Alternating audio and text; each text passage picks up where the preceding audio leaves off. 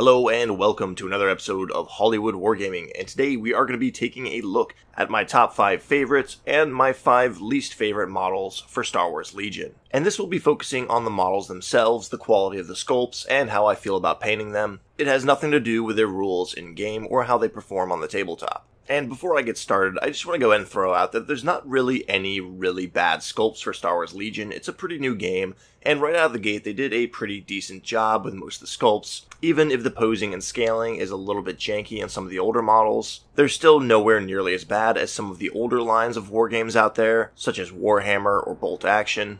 And when I say that I dislike a model or sculpt, it's first of all my opinion, and one that is usually based off of a few minor details rather than the entire sculpt itself. So I really don't want to get too down on the design team behind Star Wars Legion. And honestly, if you compare kits side by side, such as the original Stormtroopers from that initial core set versus the Stormtrooper unit upgrade, you really can see that in the few years that these guys have been doing this, they've stepped their game up tremendously, and they've become very, very adept sculptors, and the models are only better looking as time goes on. Also, the slides that I threw together for this video consist of what I believe the kids nowadays call shitposting, so if you're not up for a little bit of edgy humor, I apologize in advance. I was originally going to use my own painted models for this video, or perhaps do a community outreach thing where I asked you guys to send me in pictures of your models, but I really didn't want to do that for the 5 worst models, as that would kind of give off the notion that I'm judging your paint jobs, rather than the sculpt itself, and that's just not something I want to do. But with no further ado, let's go ahead and jump into this video, and I will be alternating in no particular order between sculpts I dislike and sculpts I love.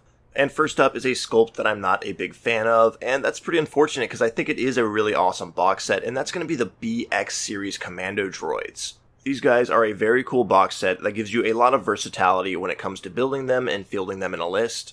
But unfortunately, and one of the first things I noticed when these guys were announced, is how just awkward a lot of their stances look. And I think this is primarily due to the fact that these guys had to be translated over from the Star Wars Clone Wars universe. And while I know everyone is a big fan of that show, it does kind of notoriously have a janky style of animation, one that certainly did improve as time went on, but it was definitely its own style, and I believe in one of the official Legion podcasts, they even addressed this quote-unquote translation from animated to actual miniature, and how difficult it can actually be, and I don't think any box of miniatures represents that more perfectly than the BX Battle Droids. Which is a shame because I think this box set is otherwise fantastic, and a great option for Trade Federation players who want some more durable units. But next up we are going to have a kit that is another recent droid release, and this is one that I'm actually a pretty big fan of. It's the Stap Riders, who are iconic from episode 1, and while I used to think these guys were really goofy, after seeing 20 different iterations of swoop bikes appear in the universe, the Staps proved to be a very refreshing take on the speeder bike.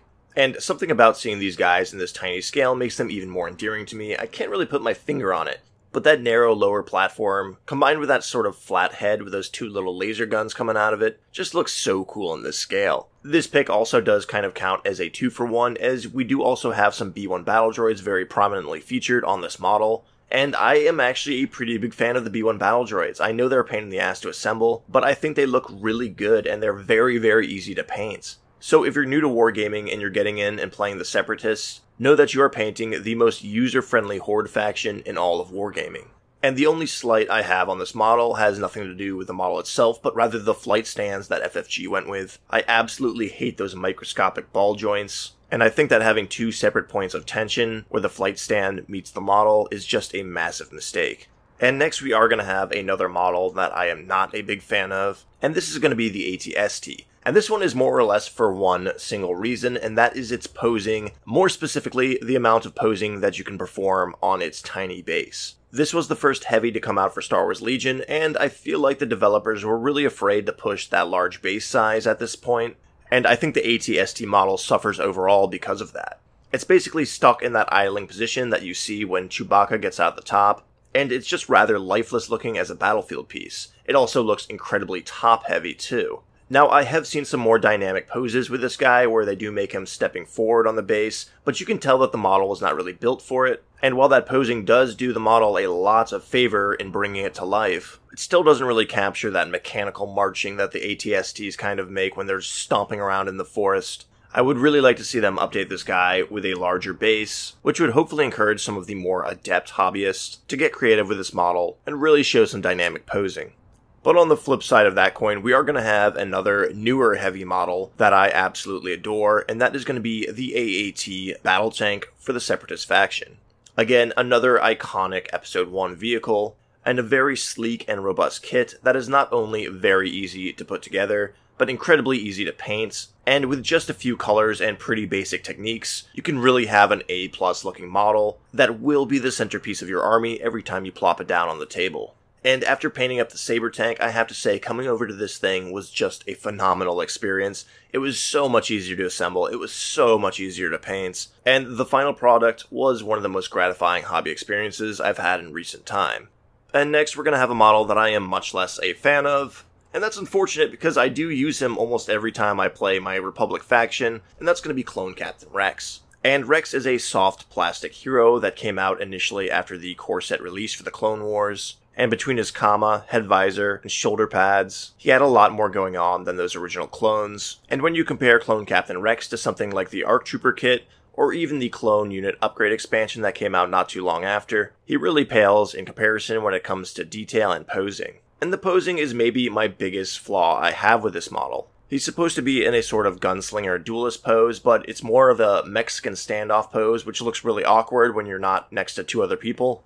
And it really just looks like he's not actually aiming anywhere, unless he possesses some sort of bizarre chameleon-like vision that allows his eyes to split off into two different directions. But hey, the Kaminoans did say that he was bred to be superior, so maybe there is something going on there. But like I said, the clone posing and sculpts got a lot better almost immediately after the line was released, and my next pick for favorite kits is going to be an example of that. The Phase 2 Clone Troopers, who came out not too long after Clone Captain Rex, was the first hard plastic kit we got for these guys, and they are just fantastic. The poses are great, the variety we get between helmets and weapons is awesome, and the models are overall just cleaner than their Phase 1 counterparts. The squad leader is especially awesome here, and is a very great template if you want to build a certain legion, like the 212th, as that shoulder pad's going to allow you to add a little bit of extra color. And yes, I did consider ARC Troopers for this slot, but I'm going to say this, the ARC Troopers can be pretty overwhelming to paint, and I think the fact that some of them are relegated to that flight stand pose does detract from the kit a bit. But yeah, Phase 2 clones, phenomenal box set. When I revamped my clone army, I'm going straight Phase 2s, and I'm never looking back. But jumping back to the negative side of the list, we're going to have Han Solo, and I don't think I'm alone on this one. The early sculpts for these core heroes were just not too great. And of all the Han Solo outfits that we had in the original trilogy, why did they have to go with this one? I get that it fits in with the Rebel Troopers on Endor, but that coat, in my opinion, is the single worst piece of production value in the entire original trilogy. It looks like somebody picked up a World War II tent from a surplus store, cut some armholes in it, and just took a few rattle cans of spray paint to it. And that's something you'd expect from a Balkan militia, not a galaxy far, far away. And overall, this model is just one of those early soft plastic sculpts that seems to be a little bit too heroic in its scaling, and has soft and somewhat muddled features, topped off by an awkward pose. But I think the future is going to be bright for Han Solo and Han Solo players, as he is a prime candidate to be resculpted as an operative and released with an updated model. But jumping back to the light side of this list, we're going to have a model that is very much a fan favorite, and that of course is going to be Bossk. And as the FFG guys have said themselves, everyone has a good-looking Bossk. This is just an incredibly rewarding model to paint that gives you a variety of different textures, materials, and techniques to practice with, and the details are all very much prominent and sharp enough to get very satisfying results whether you use washes or simply layer highlights. On top of that, he has some very prominent eyes, which are reptilian in nature and much, much easier to paint than human eyes. Basically, all you need to do is make an orange crescent over the black eye, and then add a white dot in the opposite corner, and you'll have a very satisfactory looking face. This model was just an absolute home run, and I think kind of a landmark and turning point in the Legion sculpts. And even if you're not an Empire player, I would actually recommend picking up Bossk just to paint him. He's only about $12, and is an incredibly awesome shelf piece and rewarding to complete. And ironically, following up Bossk as one of my least favorite sculpts in Star Wars Legion is gonna be Chewbacca. Now, Chewbacca has basically all of the same problems that Han Solo has, and then a little bit more. He's basically the antithesis to Bossk, as he has a bunch of texture with his flowing hair, but it just kind of looks bad and creates one of those early Warhammer poses where the model doesn't actually feel like it's working in a specific direction or motion. Chewbacca's also lacking in a variety of color, much unlike Bossk, which doesn't do the sculpt a whole lot of favor when it comes to painting. But we will end this video on a positive note by taking a look at my favorite sculpts for Star Wars Legion, and that is going to be the B2 Super Battle Droids. These guys take what I like about the B1 Battle Droids and just crank it up to 11. They are very robust models that fit together very well and have some awesome posing to them, and they really have some serious weight to them that I just can't describe. It's sort of like the Terminators for Warhammer 40k, where they just have this really satisfying beefiness to them that makes them fun to build, paint, and plop down on the battlefield. They are also incredibly easy to paint, with a variety of techniques you can approach them with, all of which will still break up the monotony of your giant horde of B1 battle droids. But that is going to wrap up my 5 favorite and least favorite sculpts for Star Wars Legion. Keep in mind that this is my opinion, and I don't find any of the Legion sculpts to be particularly atrocious. It's much more a matter of preference and improvement over time, especially when you look at that jump from soft plastic to hard plastic. So again, I want to reiterate that I'm not trying to bash the artists who made these models, but rather just share my opinions, and in some situations put into perspective how these sculpts have improved over time. But let me know what you guys think in the comments below. Do you disagree with any of my picks? Are there any other models that you adore or disdain that didn't appear in this video? Let me know in the comments below, and as always, if you want to see more content like this, consider subscribing, turning on notifications, and if you liked the video, go ahead and leave a like. And until next time guys, take care.